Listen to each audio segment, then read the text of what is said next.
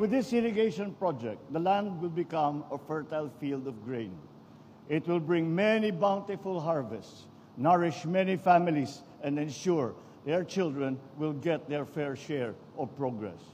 It will put food on your plates so that people may share their blessings at the table of peace.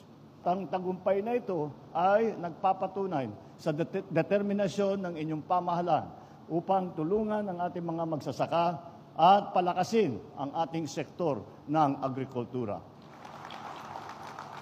Marami pa pong serbisyo na ilalaan upang maitaas ang antas ng pamumuhay ng ating kababayan, lalo na ang mga nasa farm. Ginagaranti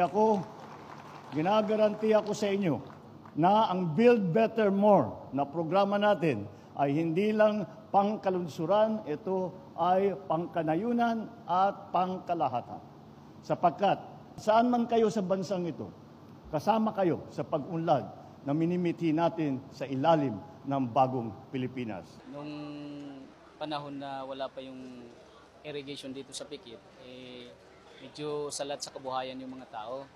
Ngayon na meron na, so kahit paano yung kakulangan ng kabuhayan ng mga tao ay napunan ng kahit konti.